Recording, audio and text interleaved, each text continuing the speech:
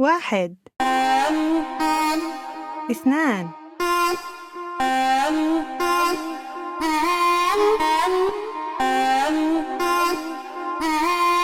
ثلاثة. Welcome to another chapter. Welcome to If You Live It. Welcome to Experiencing Courage.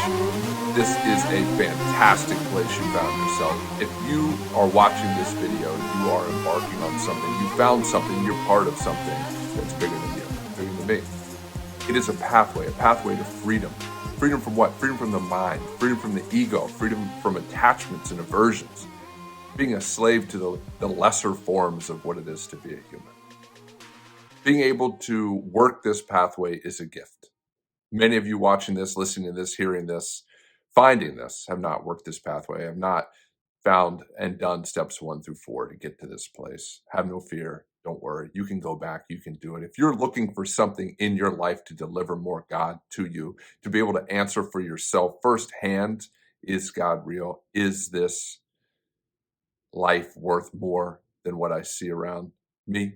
This is a pathway for you. If you live it, these 12 steps, the way they've been contextualized, this chapter, getting to the place where we are courage or above, where we are entering a world in regards to consciousness, that we are no longer part of group karma. We're no longer moving with the masses. We're now all about transcending whatever we need to let go of, surrendering over whatever needs to be let go of, to have our own experience with God, to find joy. And if you don't care about finding God, having answers to questions of what is this life all about, it's just about how can I be happy, this is for you too.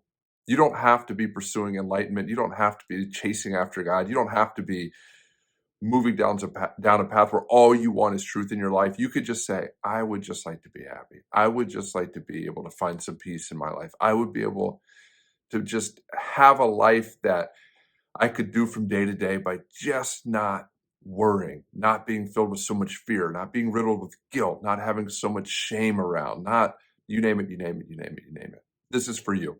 This chapter, this step is all about having looked back on your life and done a fearless and searching moral inventory, seeing what you found, now delivering that information out loud to another, to God, to yourself simultaneously. This step is freeing. This step creates miracles. This step is a miracle. For those of you finding this who have no idea what we're talking about, we have taken the 12 steps of Alcoholics Anonymous that were a gift to the world, and we've recontextualized them in this form, in this book, in these formats, to allow you to transcend the mind, your fears, your thoughts, your feelings, your emotions.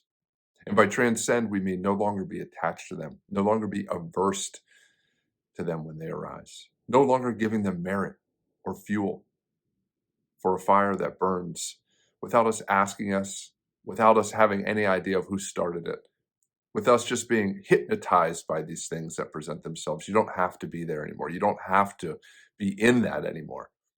So we welcome you here. We welcome you to this step. We welcome you to this chapter.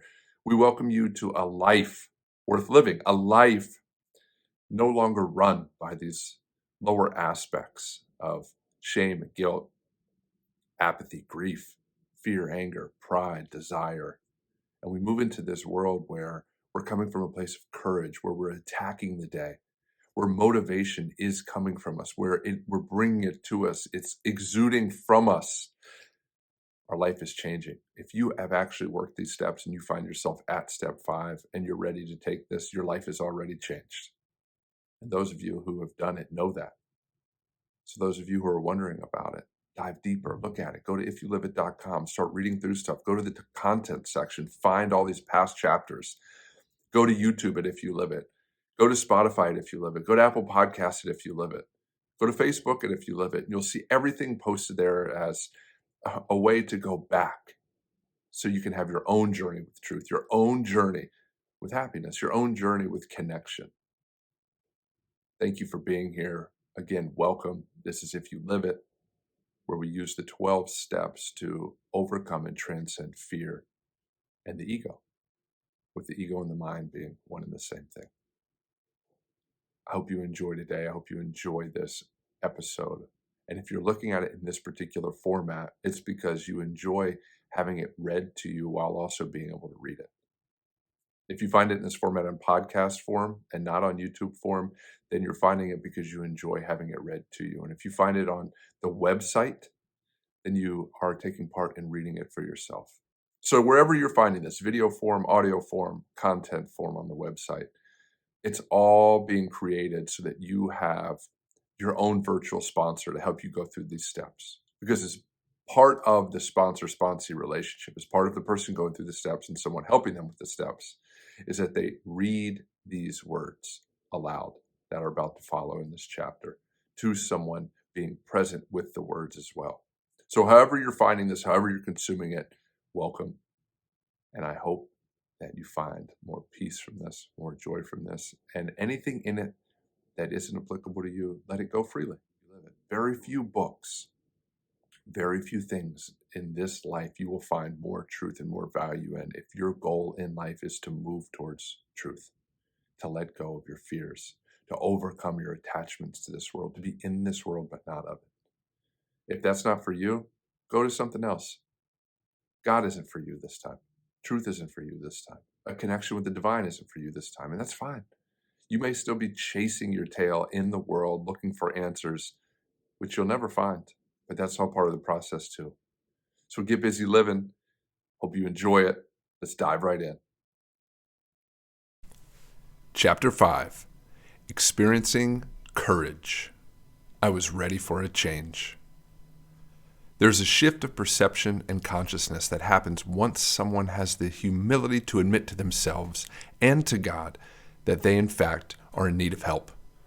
The personal ego has an innate belief structure within it that it is, in fact, God. So it is not a natural proclivity for those still a total slave to the ego to admit they are not the center of the universe in the ways they believe to be true. During my most ardent days of falling well short of having love present with any regularity, I would search for hope in places where the wells were dry and the spigots turned off. I would look for joy in the arms of a new lover, hope in the presence of a new job, love in a fun night out, and overall definitions for life in some self-help book written by yet another person that claims to have the answers. And for a higher price, I could actually hear it in person. For an additional charge, even walk away with an autograph. Our physical world and all of its content is nothing more than a grand display of the ego, with our attachments presenting varying degrees of enslavement to it. From the television we watch to the religious services we attend, the people we interact with, the books we read, the conversations we have, and on and on and on it goes. All roads in the world lead to just more roads in the world, all without providing the traveler a trustworthy compass. All of the searching for God out in the world, and more precisely, all of the hiding I did out in the world, hoping God wouldn't notice, amounted to a well of information about where love is not found in abundance. I'm not saying that God is not out in the world for all to see, or in our church services and self-help teachings. But the world and the content of the world is but a smaller fraction of the aspect of God we call consciousness. And if we settle for the world as opposed to push for our own experience with God, will always remain in a constant state of searching without ever finding. In fact, the world is created in some ways to be a place which creates perpetually the ability to constantly search without finding, to seek without discovering, and to think without true thoughts. Consciousness is the backdrop of life and all experience. And it is the same thing as what the Bible and other religious texts refer to as God's greatest characteristics: omniscience, omnipotence, and omnipresence. As we stated earlier in the book, consciousness can be broken down into levels of abstraction and subjective perception, which Dr. David R. Hawkins discovered and spent the latter half of his life lecturing about and teaching on. I have found the levels of consciousness to be worth their weight in gold for contextualizing how this world works and how/why everything happens. From seeming randomness to calculating exact reactions of another based on where they calibrate currently. The levels of consciousness are a major indicator of context for the writing of this book, but they are not what this book is about. They are only further moments of deeper understanding as to what happens within the individual as they grow closer to truth or fall further away from it. The levels of consciousness are nothing more than a map of how life works within the confines of spiritually looking at the great expanse of creation through evolution. Note, creation and evolution are one and the same. As I found relief in surrendering over to God powerlessness with an alcohol addiction, I also found an understanding of what was taking place within my being as following the exact levels of consciousness discussed by Dr. Hawkins. At first, once looking at his map, I didn't know how accurate it was or even what it meant. But as I evolved upwards, it not only provided a context for what was happening to me, but I started to pay attention to how accurate it was for contextualizing every aspect of a rapidly changing life. The levels he describes are not a religion or even a belief system. They are a quantifiable way to understand life and how it works regardless of our awareness of it at any point in time. So far in this book, we have spent time working towards transcending lower levels of consciousness through the acts of varying degrees of surrender, and most recently moved into a realm of forgiveness being the meat of discussion for steps 4 and 5. As I found a way to understand what was taking place as a consequence of working the steps through the map of consciousness, this step can be likened to that by seeing the aha moments that arise from step 4 and by coming face to face with the aha moments, which will be a result of successfully completing step 5. All of this book has made its way to the moment at hand where we move from transcending the lower levels of the ego and start understanding how the ego persists through the integrous realms of existence, starting with the level of courage. Once one finds that courage is the underpinning of their experience of life, they have transcended fear in all of its forms. By transcending fear, I do not mean the spiritual aspirant no longer experiences forms of fear or lesser ego states, but one is no longer a slave to the ego and all the forms of fear it has at its disposal. Once someone has surrendered over their life to God and has earnestly taken the first 3 steps of this book, there is no possible way they have not transcended fear. If you integrously take the first 3 steps of this book, you are at the very least operating from a level of courage or above. The first 3 steps require brutal honesty, and it's in the brutal honesty that you first find God. And because of brutal honesty, you now have the opportunity to come from a place of courage rather than from a lower ego state. Why this is important is because if you don't do step 1 perfectly, and by perfectly we mean with absolute honesty, steps 2 and 3 become just a formality, and you continue to just blow smoke. Where we find ourselves now in relation to the steps is at a place where forgiveness begins for the self and the world around us through step 4, and then gets to take on a new steam and significance through the working of step 5, where we see naturally that forgiveness for everything is the key to experiencing more and more love. This step is where we get to see courage in action, as well as the gifts of the Spirit which come from a lightened load with regards to all the baggage we carried around for so long, now being let go of, creating lighter steps forward. Forgiveness is about letting God handle the grudges, the resentments, the angers and pains, and because of this, we have a way through these steps as an actionable witness to this happening without having to do any of the heavy lifting. When one reaches a level of courage, they take on a whole new attitude about God, life, their circumstances, emotional states, and how they interact with the world. Through Dr. Hawkins' map of consciousness, we see that once courage is present at one's level of consciousness, their view of the Creator is one of being permitting of change for the better of the individual, almost as if they now feel like God is allowing them to experience grace and blessings. Their life view has now shifted from demanding more of the world to satiate their appetite to one where positive change and a better life feels feasible and within their grasp. Words of affirmation become powerful motivators for those calibrating closely to courage, and their entire outlook on life and how they process the world becomes one of empowerment as opposed to inflation of the ego. The same reflection of change in one's personal outlook on the world through Dr. Hawkins' map of consciousness once reaching courage is the same thing happening in the 5th step of this program. The practitioner leaves the world of carrying around past baggage and finds that they have reached a destination where it's okay if their bags were lost during the trip.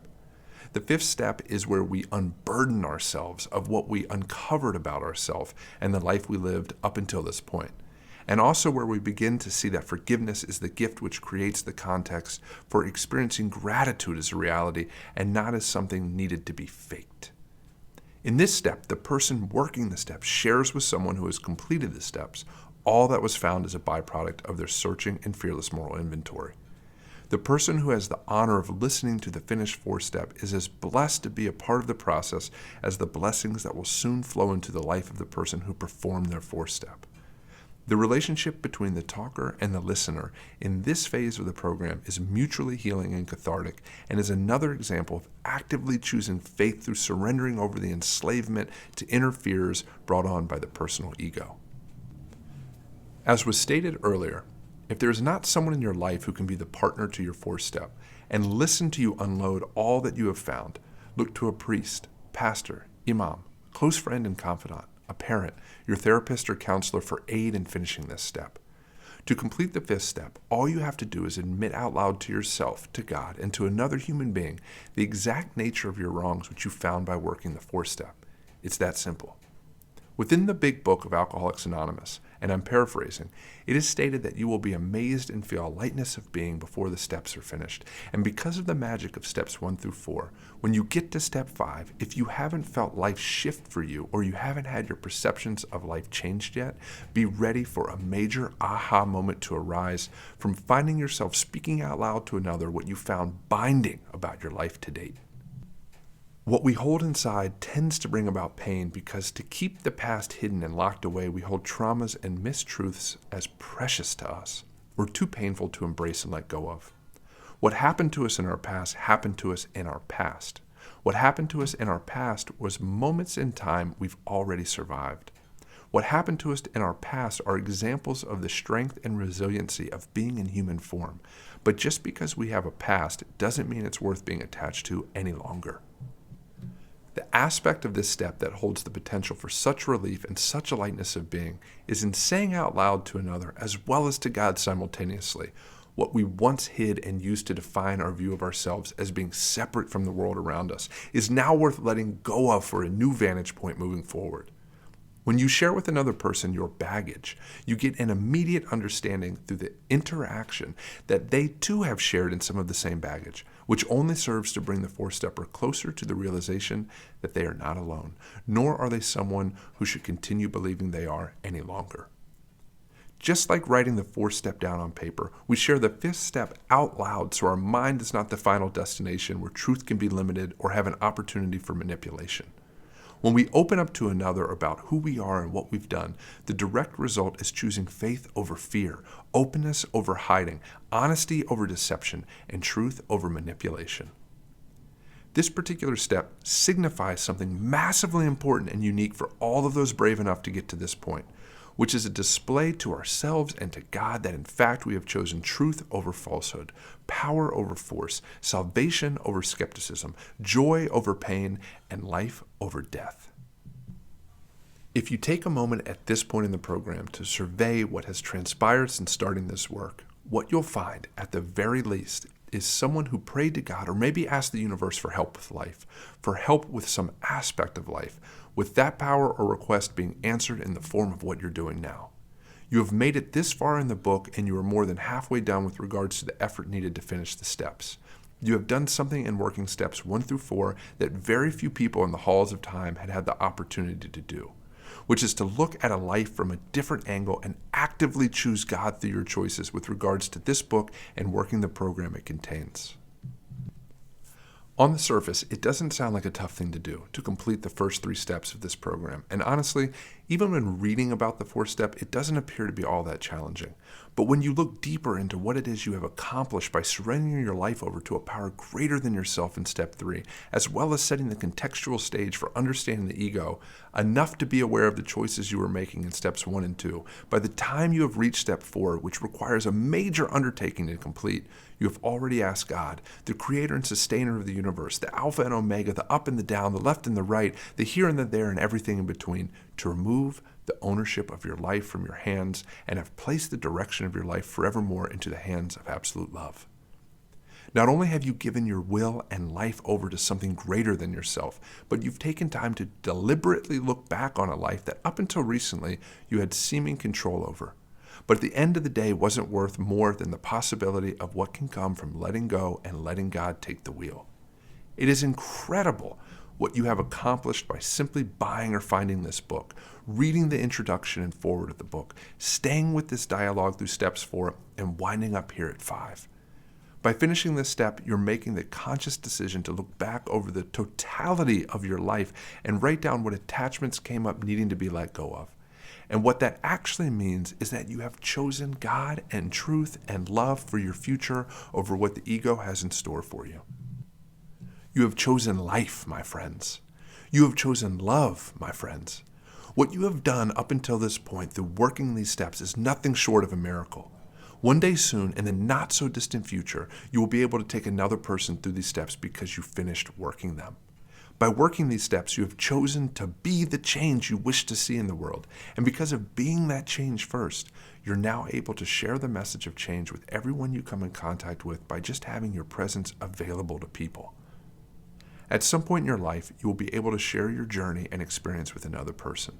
And because of you working these steps, you'll be able to pass this information on to the next journeyman looking for a little more peace and joy in their life. And because of that, you'll be able to deliver God to them as well through a personal connection with divinity. You are the change the world needs, and the change the world will need for generations to come.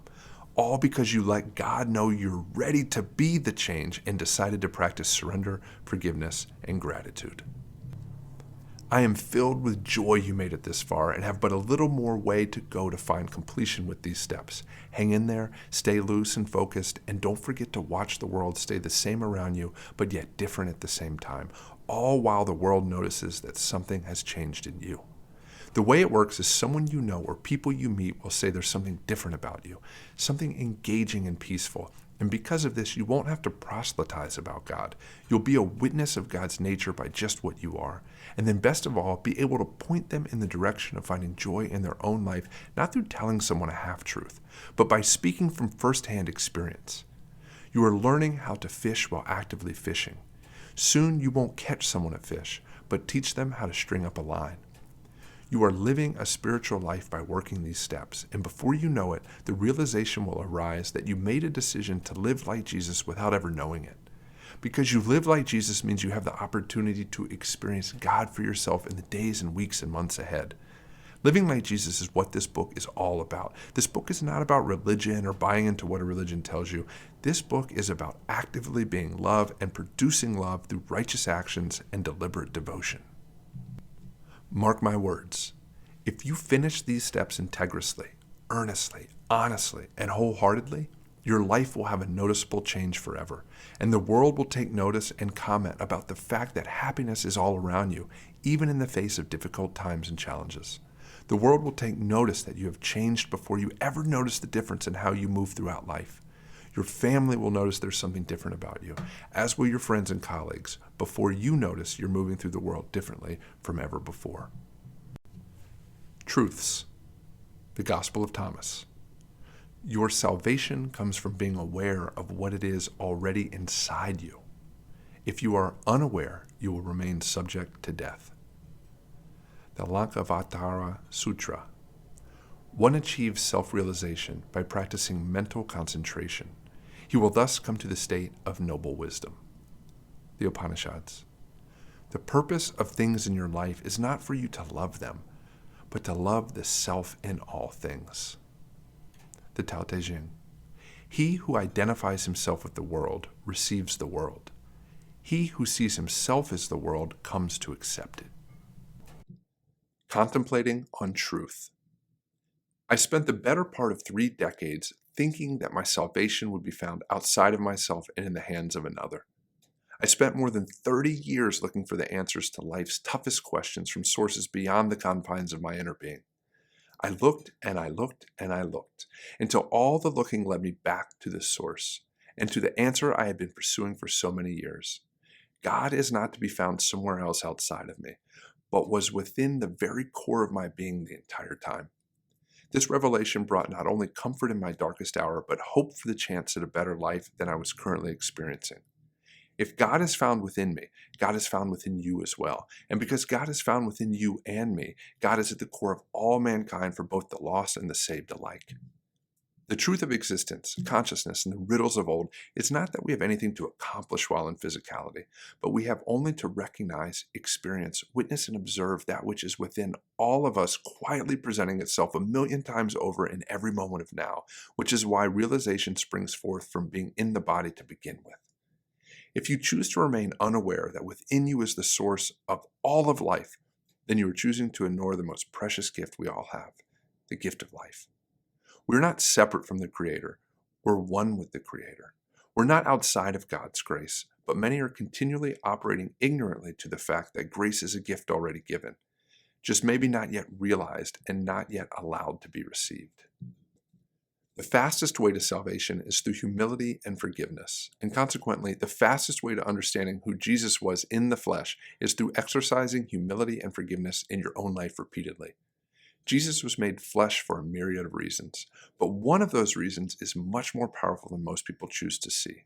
What Jesus was is also what you are in your core, total potential for a life lived through complete and total unconditional love for yourself, mankind, and the Creator.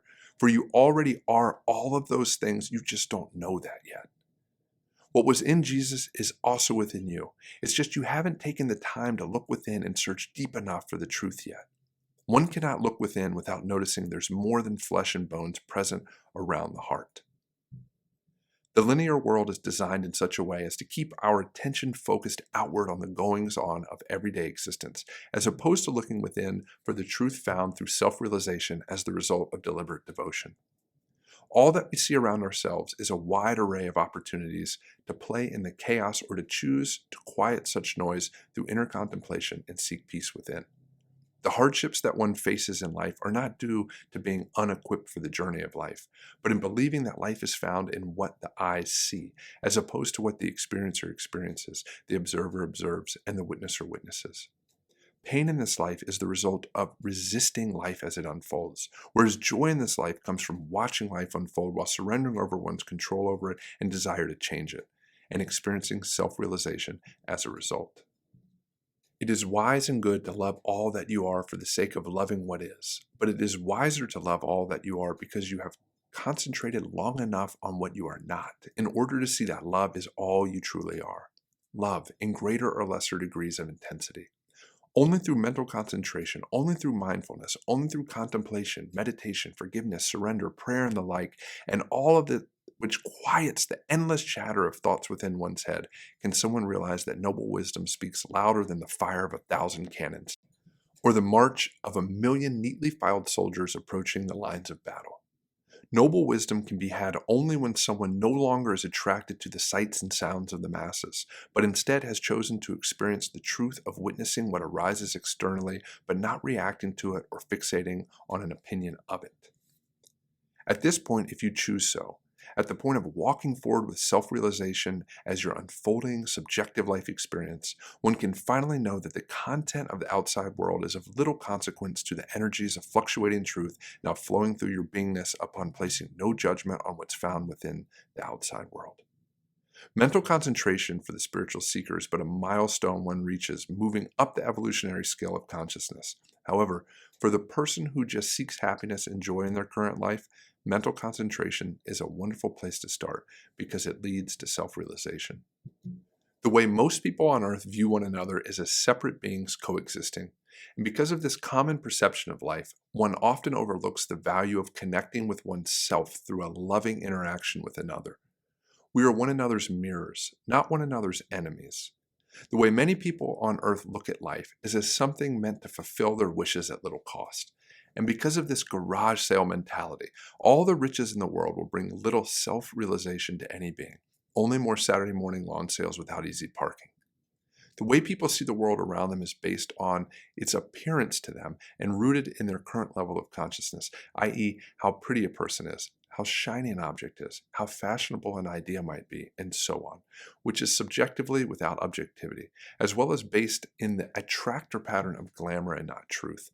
Whereas the true nature of the world around us is not how a thing appears, but the absolute nature of essence in its many varieties of consciousness expressing itself within appearance and not appearance simultaneously.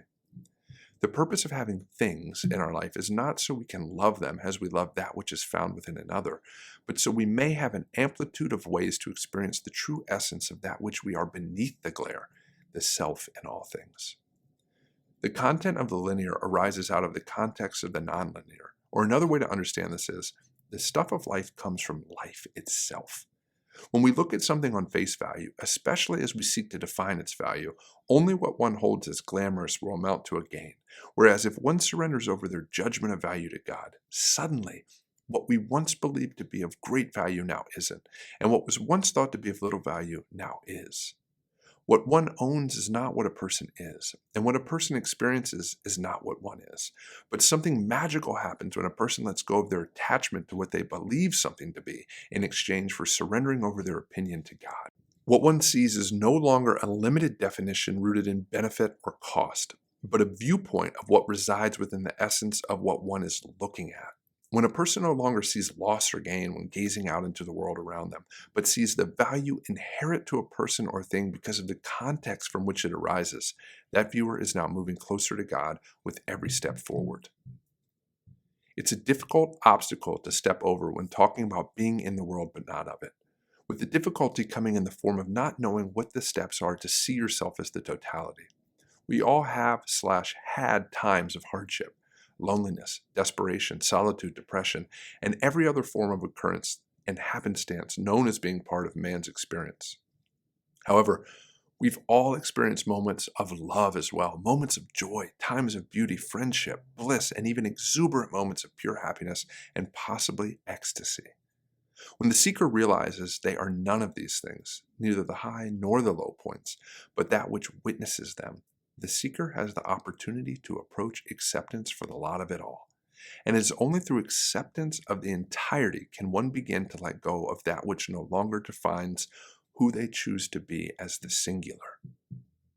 Once one has accepted they are one with the world and a part of everything in it, and not run by the world without choice, they begin to understand the world is the perfect place to be in order to get where they have the potential to go, while being in the world but not of it moving forward.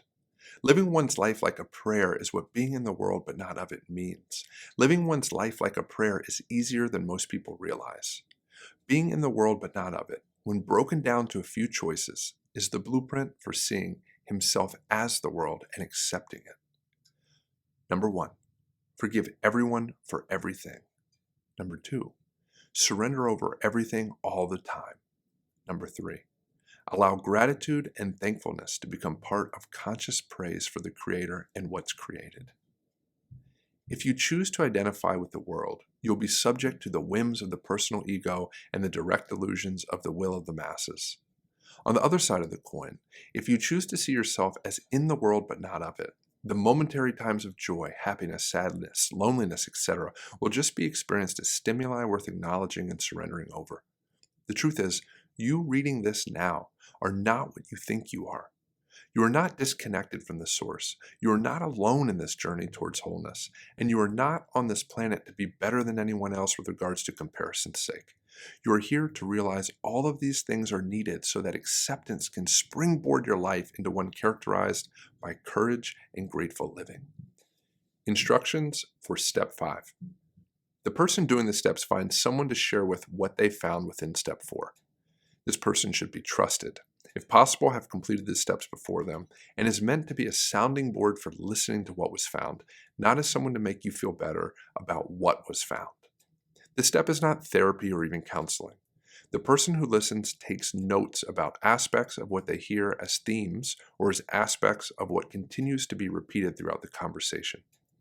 Once the person sharing their Step 4 work is finished, the person listening simply remarks on what notes were taken and what inspiration came to mind for them as they listened.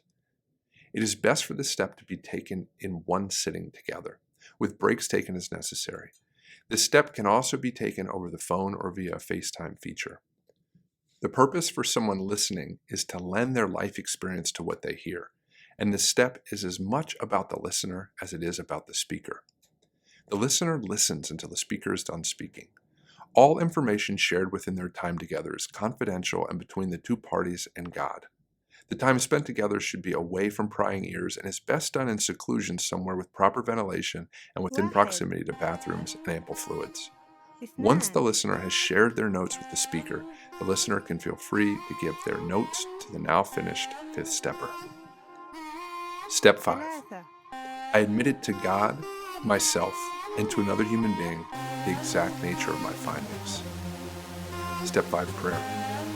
Thank you, Lord, for the gift of honesty, the gifts of love, and for the opportunity today to share with you and someone else in the blessings of truth.